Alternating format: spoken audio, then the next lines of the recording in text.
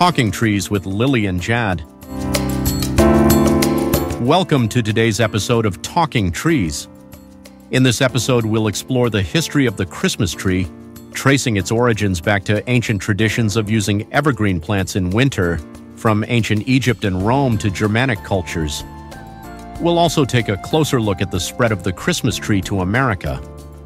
Additionally, we'll discuss the tradition of the Yule log, which has roots in pre-Christian customs and winter solstice celebrations across Europe and North America. Welcome to the Deep Dive. Today, we're going to be exploring Christmas trees and Yule logs, especially for our listeners out there in the arboriculture field. You guys, you know trees better than anyone, so we're going to be layering on some cultural and historical knowledge to your expertise. It's pretty amazing how something as simple as a tree can hold so much meaning across different cultures and time periods. Yeah, it really is. We've got a fascinating blend of sources for this deep dive: articles, historical accounts, even some folklore. Oh, wow. All revealing just how long humans and trees, especially during those long winter months, have, well, had a thing, I guess. It's interesting to think that way before we had Christmas trees all decked out with lights, ancient civilizations were already incorporating evergreens into their winter celebrations. We're talking Egyptians, Romans, Vikings. Evergreens seems like they've always held a special place in our collective winter consciousness. Absolutely. And it wasn't all just about decoration. Oh. Yeah. These cultures saw evergreens as powerful symbols of hope and renewal during the darkest time of the year. For example, the ancient Egyptians, they used green palm branches during their winter solstice celebrations. Palm branches. Why palms specifically? Well, for the Egyptians, the palm, it was a symbol of life's triumph over death. Representing the sun god arise, return to strength after the winter solstice. And, think about it practically, too. Palms thrive in those warm climates, and their green fronds would stand out even more against the backdrop of a desert winter. It's as if they were reminding people that even in the harshest conditions, life persists. That's a great point. It really shows how the symbolism of trees is often tied to their practical uses and the environments they inhabit. Mm-hmm. So it wasn't just the Egyptians who had this reverence for evergreens in winter. Not at all. The Romans, they decorated with evergreen boughs during Saturnalia. You familiar? Their festival in honor of Saturn, the god of agriculture. It was a time for feasting and celebration, marking the return of longer days and the promise of a plentiful harvest. I see. To the Romans, evergreens represented the persistence of life and, the hope for a prosperous future. It makes sense that a civilization so connected to the land and the cycles of nature would see such symbolism in evergreens. Exactly. And then further north, you had the Druids, priests of the ancient Celts. Right. They held mistletoe sacred. They saw it as a symbol of life and vitality, especially potent in winter when most plants seem to, just wither away. Mistletoe. We still use it as a symbol of love and fertility during the holidays.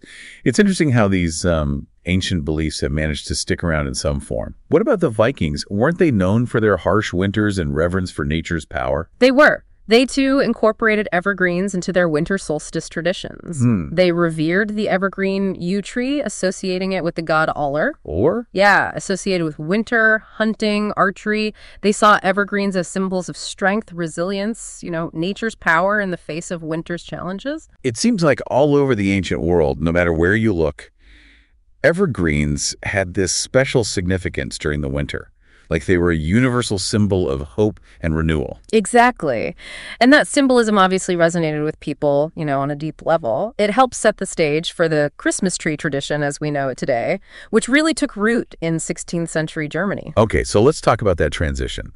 How did we go from evergreen boughs in temples and homes to the tradition of bringing a whole tree inside and decorating it? Well, the change happened, gradually. Decorated trees first showed up in town squares and guild halls. Records from 16th century Germany indicate that devout Christians started bringing these decorated trees into their homes for their Christmas celebrations. They even mention these Christmas pyramids made from wood adorned with evergreens and candles. Christmas pyramid. That's interesting. Sounds almost like a precursor to the modern Christmas tree, like a prototype. It really does. Even back then, people found ways to incorporate evergreens into their holiday decor, especially in places where, wood was a bit scarce.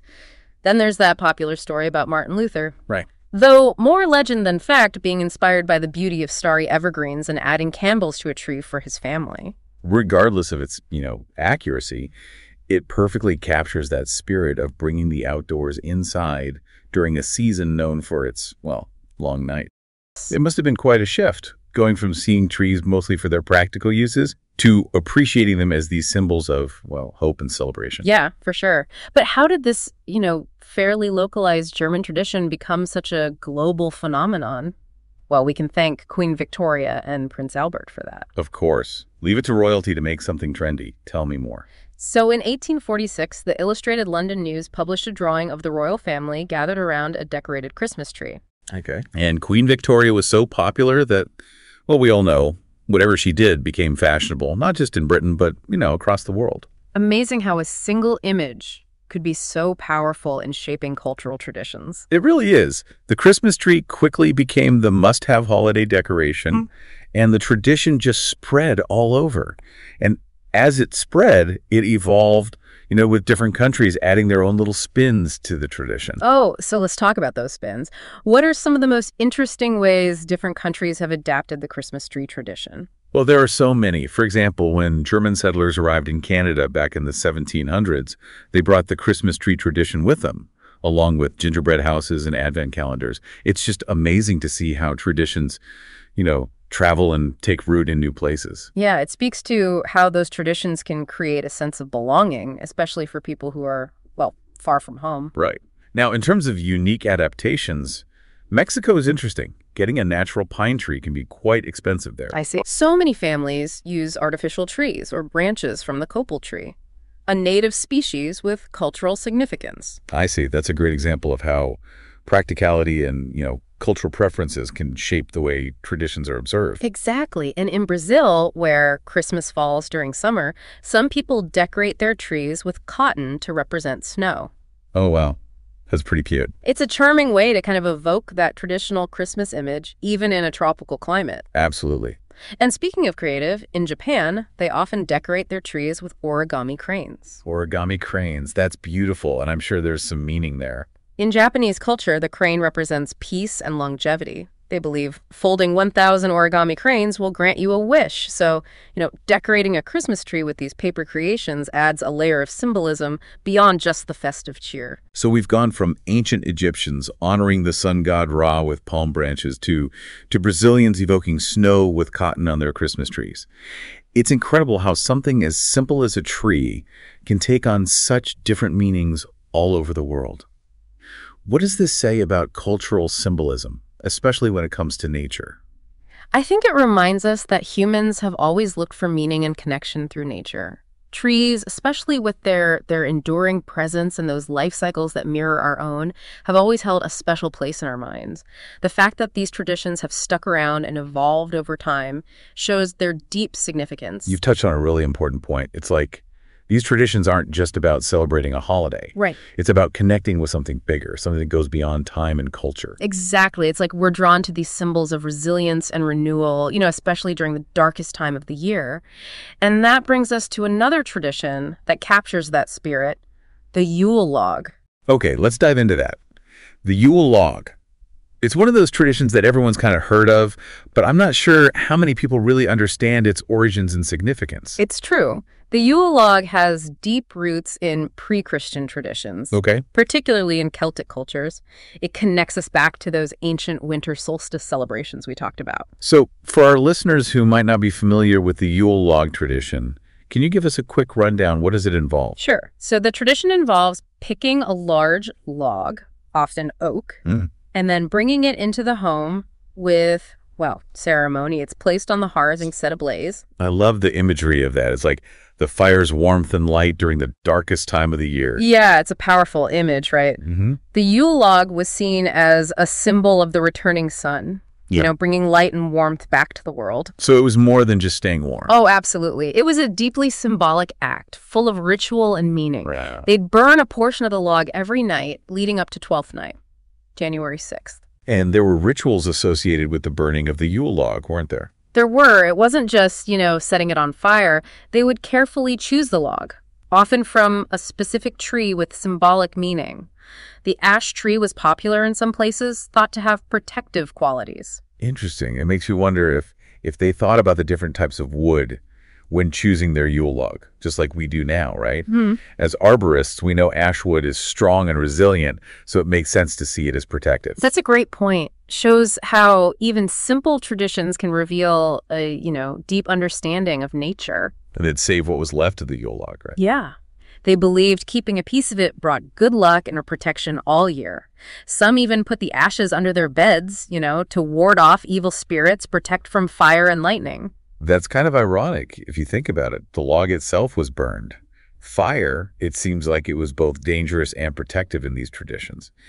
And speaking of fire, people also believed they could read omens in the flames of the Yule log, right? They did. The way the log burned, the sparks, the shapes the flames made, all signs of good or bad fortune for the coming year. I bet that made for some interesting fireside chats back in the day. Like, ancient fortune telling. Exactly. And picture them gathered around, sharing stories and interpreting the flames. So cool, right? Totally. So the Yule log, it also has regional variations like the Christmas tree. You bet. As the tradition spread, different regions came up with their own customs and rituals. Let's hear about some of those variations.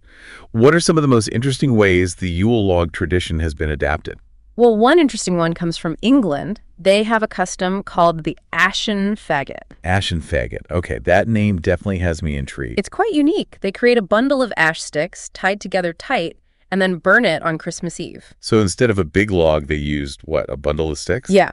Ash wood burns well even when green. Practical choice, but also symbolic. As an arborist, it's fascinating to see how the properties of different tree species were woven into these traditions. Yeah, it shows that deep connection people had with the trees around them. What about other variations? I know France has their own version, don't they? They do, and it's quite different from the traditional burning log. It's called the bûche de Noël, which means Christmas log. I've heard of that. That's a cake, isn't it? It is. It started as a real log, but then over time it evolved into this delicious cake shaped and decorated to look like a Yule log. That's a pretty tasty evolution, I gotta say. I'm a big fan of traditions that involve, good food. Who isn't, right? And then there's Spain with their cogatillo, which is, well, something else entirely. Okay, you've definitely got my attention now. What on earth is the cogatillo? It's basically a decorated log with a face painted on it and little legs. Okay, a log with a face and legs? Interesting. What do they do with it? Leading up to Christmas, the kids feed the log scraps of food, cover it with a blanket. Wait a minute, they feed a log. Yeah, it's part of the whole ritual. Then on Christmas Day, they gather around it, sing songs, and hit it with sticks until it, well, let's just say it poops out treats for them. Wow, that's definitely a new one. Yeah. It's amazing how many different ways cultures have adapted the Yule log tradition. It really highlights the range of customs and beliefs. It makes you think about the ecological impact of all this, right? Whole logs burning for days, and makes you appreciate how much our relationship with trees has changed. That's a good point. It's a reminder that as we celebrate these traditions, we got to be respectful of the environment. Well said. It's fascinating to think about how the Yule log, which started as something people needed for warmth and light, ended up as this symbol of celebration.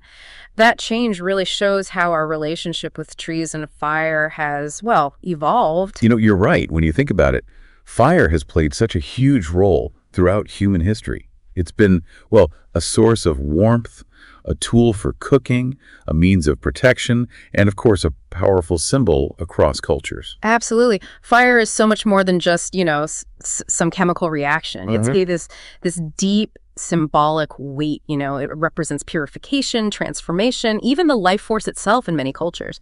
Makes perfect sense that it'd be part of winter solstice celebrations, a time when the sun seems to disappear and darkness kind of takes over. It's like we're drawn to fire's warmth and light during those long winter nights. Yeah. Seeking comfort and a reminder that even in the darkness, there's still a spark of life. Exactly. And it's not just the physical warmth and light either. Yeah, fire has this captivating quality that brings people together.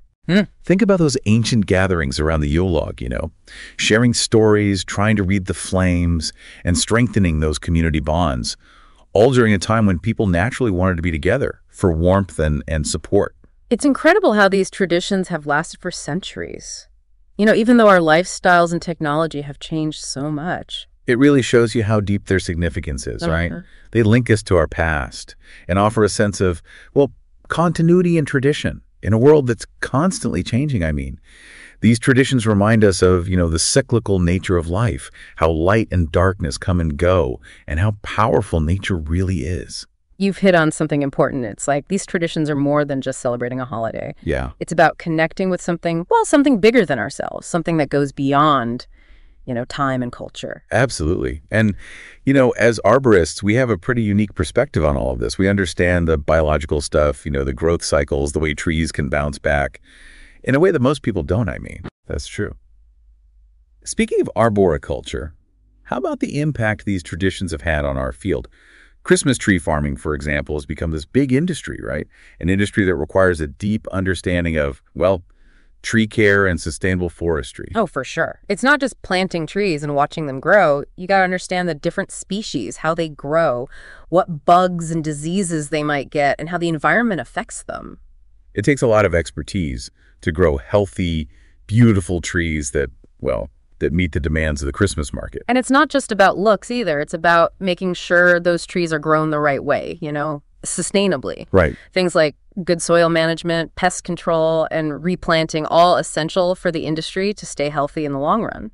And it's pretty interesting that certain types of trees are just, more popular as Christmas trees, each with their own unique thing.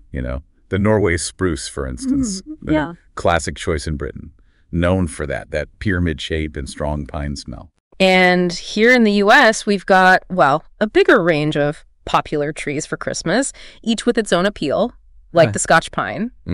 A favorite because it keeps its needles really well. And then there's the Douglas fir, known for its full shape and those soft needles. And of course, the Fraser fir, with its nice fragrance and how it holds onto its needles, even inside where it's warm. Can't forget about the balsam fir. Oh, right. That classic Christmas scent. Yeah. And the blue spruce with its, striking silver blue needles, adding a touch of, elegance. As arborists, we get those subtle differences, Right. The needle length, color, texture, even the fragrance. Right. It's like choosing a tree for your landscape. You want something that, that fits. Exactly. And it's cool to think about how those preferences have changed over time and how they're different depending on, where you are in the world. Shows you the diversity of the natural world and how we interact with it. By the way, did you know over 80% of the world's fake Christmas trees are made in China? Seriously. That's a lot. It really highlights how global the Christmas tree market is and, how commercialized the holidays have become. It does, and it brings up some important questions about, sustainability. Right, yeah. And the environmental impact of making and shipping all those artificial trees. Yeah, those are definitely important things to consider. Fake trees are mostly made of plastic. Right. Which comes from petroleum, and making and moving them all over contributes to those greenhouse gases. Right. And even though you can reuse fig trees for a few years, they eventually end up in, landfills, where they can sit for hundreds of years. As arborists, we're all for real living trees. And those real trees offer so much more than just looking pretty. They take in carbon dioxide, give off oxygen, provide homes for animals, and even prevent soil erosion. Exactly. They're a key part of a healthy ecosystem. Right. And let's not forget how they make us feel, That fresh pine scent, the feel of the needles, the way they can turn a room into this, winter wonderland. You can't get that with a fake tree. No way. And it's so important that we, teach people about the value of real trees and how important sustainable forestry is. Choosing a real tree from a local farm helps those businesses and ensures those trees are grown responsibly. Well said. Now, before we wrap up this part, I wanted to touch on one more cool thing about Christmas trees, the way people decorate them. It's a real reflection of personal style, cultural influences, even family history. Absolutely. That's one of the things that makes it all so interesting. For example, in Sweden, they often use handmade ornaments made from natural stuff like, straw and wood. They've got stars, sunbursts, snowflakes, and colorful wooden animals, creating this look that's both, rustic and charming. I love that, bringing in those natural elements that makes it feel warm and real. And in the Philippines, they have a really cool tradition of making these elaborate handmade trees, often using recycled materials and really bright colors. Yeah. Fresh pine trees can be pretty expensive there, so a lot of people make their own, from small tabletop ones to huge ones that fill up entire rooms. Wow, that's amazing. Shows how resourceful and creative people can be adapting traditions to fit their situation. And they also decorate with these star lanterns called parole, traditionally made from bamboo and brightly colored paper. These lanterns represent the star that guided the wise men and are just a beautiful way to show faith and hope. It's incredible how these traditions, even when they're adapted, still hold on to that connection to the original stories and symbols. It's like a reminder that these traditions mean a lot to people. Yeah. And they find ways to express that meaning, even when there are, limitations. And speaking of differences, it's interesting to think about Christmas trees in warmer climates. Yeah. Places where pine trees aren't as common. Good point. In South Africa, for instance, Christmas is during their summer, right? So they often decorate their windows with sparkling cotton wool and tinsel. It's a festive way to bring the holiday inside, even without a traditional tree. Adapting the tradition to fit the local climate. Exactly.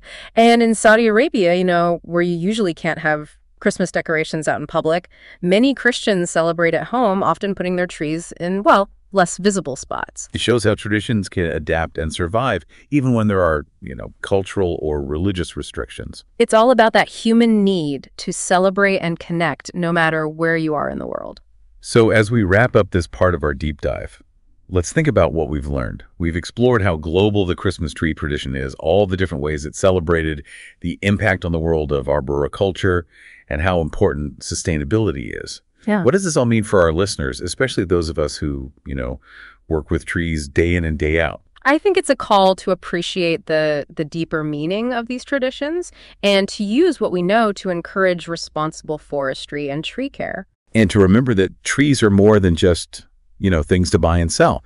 They're these living symbols of hope, resilience, and how connected everything is. As we wrap up this deep dive into the world of Christmas trees and Yule logs, I want to leave our listeners with one final thought. Okay, I'm listening. As we celebrate these traditions, let's remember what they really mean, the connection to nature, that symbol of hope and renewal, and how they bring us together. And let's use our knowledge to make sure these traditions continue, but in a way that's both festive and good for the planet. To all our fellow arborists out there, happy holidays. May your celebrations be full of joy and warmth and a real appreciation for the trees in our lives. Cheers to that. And until next time, keep those branches high and your spirits bright. That's a wrap on the deep dive. Thank you for joining us on this journey through the history of the Christmas tree and the Yule log tradition. If you enjoyed learning about these fascinating cultural rituals and want to support our work, don't forget to check out our exclusive content on herohero.co/talkingtrees. Your support helps us continue to bring these insightful episodes to you. See you next time.